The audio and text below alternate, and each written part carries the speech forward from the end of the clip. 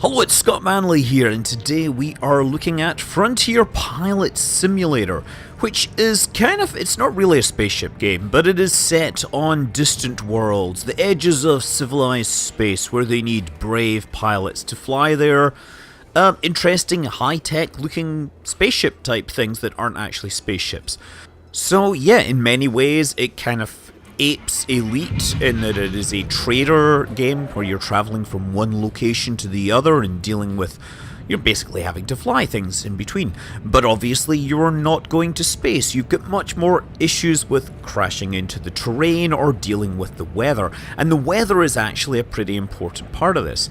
Anyway, early on, obviously, it's leading you by the hand. This is showing me that I've picked up a passenger and I'm taking this passenger to a new location. So yeah, there is kind of a bunch of story missions that are kind of designed to teach you the game. I'm not sure if there's a whole bunch of secret missions at this time. It's kind of been relatively linear with the option for you to repeat certain tasks and increase the amount of money you have, which can actually help you. But instead I'm going to carry this passenger very gently or very carefully down here. So there's a passenger landing pad here where I'm just going to gently sit this scimitar down. You can see actually there's some other ones sitting around there. Now, as far as I can see, I'm the only one flying around at this stage, but it is an alpha, it's early access on Steam, and I'm going to say $25 for early access on Steam does seem kind of pricey. Depends on what you're looking for. This kind of has all the pieces that you would expect from an Elite type game. So obviously I was transporting a passenger, but you can just as easily pick up cargo. In some cases the cargo is just sitting around and they tell you to pick it up and carry it places.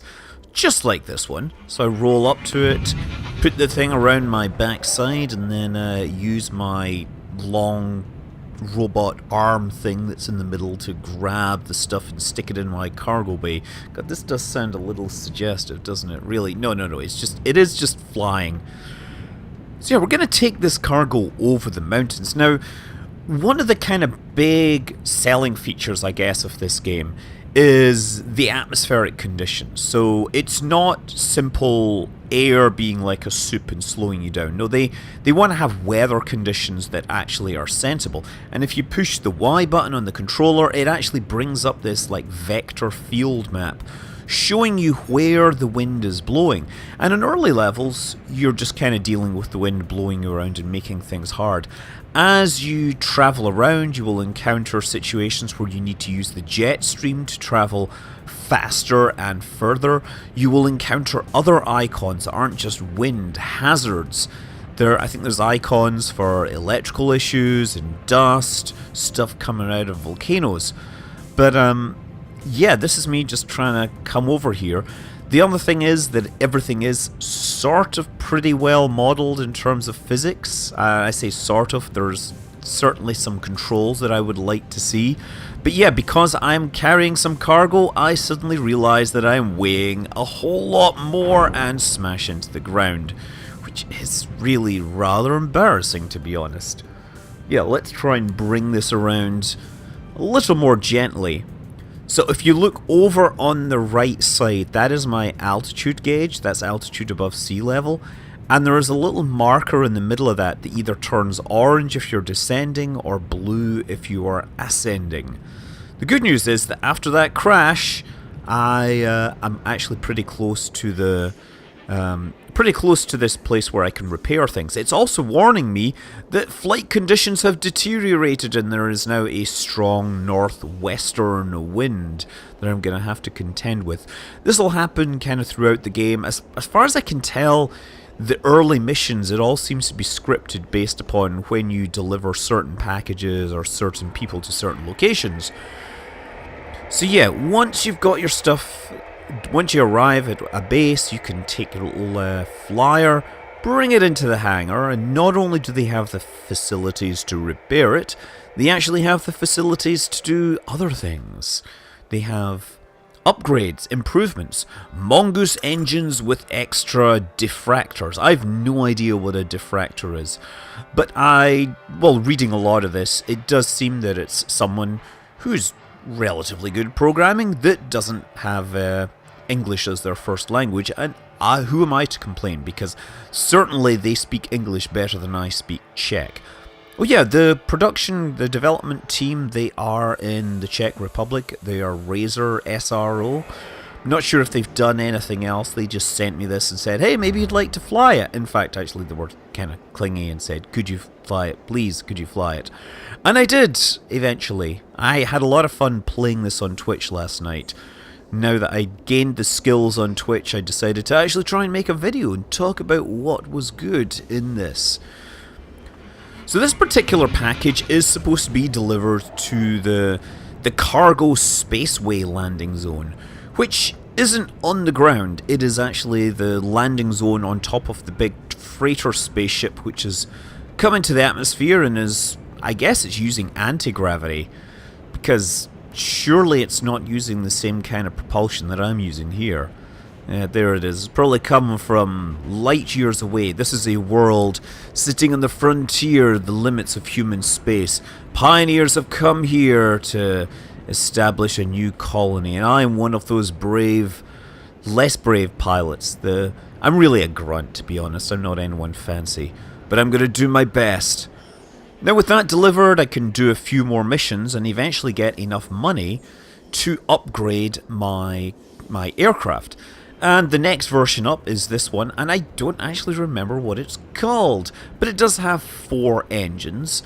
And more importantly, it lets me travel much further afield. Now, if you just fly this thing, then you will actually run out of fuel before you get to the target. Instead, you have to pay attention. It tells you that you can press the correct button, which I believe is X, and that turns it into an aircraft. It starts flying more like an aircraft and lets you cross the large distances. Not only that, if you get up to sufficient altitude, you can take advantage of the jet stream, which is pushing me along at a fair clip in the correct, if I'm at the correct altitude. Yeah, there's a cloud layer here. You can even get above that if you want good visibility, or you can stay in the clouds if you want to just tax the graphics card. But I tell you, when you're flying over land, those clouds, they really feel dangerous, because it can be quite a surprise when you fly through what seemed like a clear cloud and then realize there's a mountain waiting inside it. But to be honest, most of the times I've crashed, it's been because I've been carrying too much load and I just forget how much time I need to cancel out my vertical velocity. There we go. This is approaching a facility which is asking for extra food. So I have advanced colonial B2 rations. So I'm just going to be very carefully putting this down. One of the annoying things I'm going to say, and I hope the developers fix this, is there is no translation control, as in there is no ability to slip left and right. Now the landing sites pretty much require you to be in the middle of the site and facing the correct direction, so it can be really hard. Now once you land, you can kind of taxi back and forth until you end up oriented correctly, but honestly I would prefer just the ability to side slip a little here. I kind of look at this rocket, this aircraft or whatever, and I kind of feel that I'd love to try implementing in Kerbal Space Program. There's a lot of animations that sort of halfway make sense. I'd like to actually try flying it around. I think it might have some issues with stability, because it looks to me like the wings are a fair distance forward here, and the rear wings are kinda light. Anyway, it's telling me that the geologists have got a job for you, or which would mean me. They want me to pick up these geoscanner, which is probably not correct, because if it's a geoscanner, it should only scan Earth, right? We're not on Earth, we're on some frontier world where there's money to be made, there's profits to be realized, and there's a need for people that fly things that look like helicopters with big red engines. Yes, that was an upgrade that I picked up for this rocket. It gives me extra 20% thrust, which really helped this thing handle a whole lot more. Great! The scanner is in the hold. It's a standard Wave 3, lightweight, durable, and compact. Sure, I'll trust what you're saying. I'm just going to deliver it to the location. which the radar is telling me is off to the left. 5.5 kilometers out. Yeah, I guess I don't need aircraft mode for this, but I do need to get over those very high mountains, which means getting as much vertical altitude as possible before starting to move forwards and potentially finding that there is a mountain in the way. Yeah, oh yeah, another thing that I discovered, by the way, is that while it says charge and it shows a battery, when you charge up your battery, your flying vehicle gets heavier. So I think that is just a poor translation of fuel. It's much more the case, it feels much more like you're carrying a heavy fuel load, and that can really make the difference between being able to take off under some circumstances. It's possible to damage your engines, and you'll see very cool burning engines graphics. But the problem is, at that point you might have a cargo cargo container that is weighing you down, and you may not actually be able to get off the ground until you've burned a fair amount of fuel. As of right now, I don't believe there's any mechanism to dump fuel, but there is a mechanism to call a drone and help you out. If you've landed it safely somewhere after running low on power or fuel, you can get them to come out and deliver you a refill, which obviously is nice.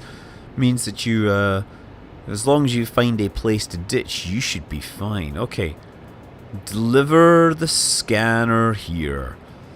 Just very gently put it down.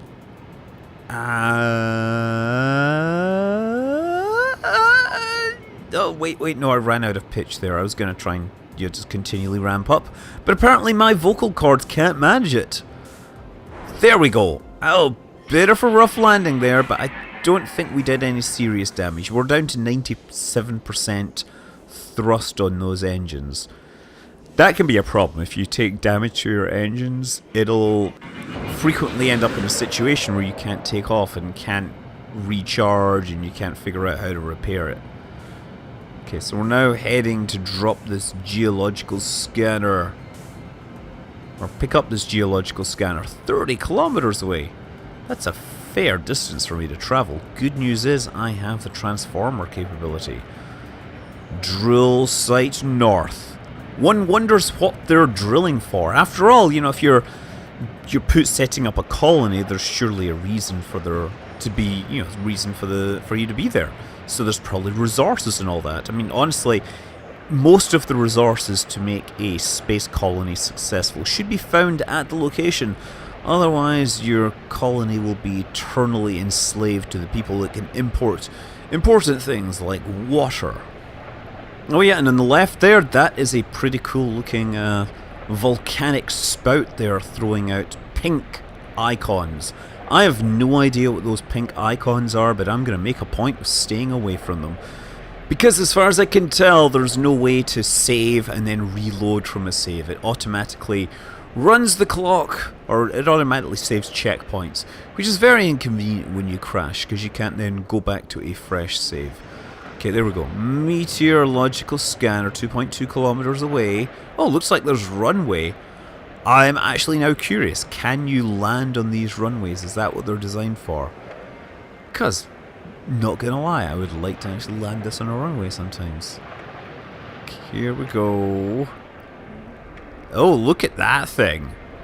There's some kind of sort of spinny thing that's, I'm presuming, is extracting energy from this geothermal power source. Okay. Put it down. Gently does it. Try not to start any fires, because I have already got into enough trouble today for that. Just kidding. I spent much of the day, I spent most of the day at my day job, but I took a couple of opportunities to visit the Games Developer Conference in San Francisco, because, of course, that's where all my game developer friends come. Oh yeah, look, there's a spinny thing there being powered by yellow icons. And a vent that seems to be throwing up yellow icons. We are apparently very good at harnessing yellow icon power. Anyway, yeah, the game is Frontier Pilot. It's currently early access. Check it out if it's your kind of thing. I'm Scott Manley. Fly safe.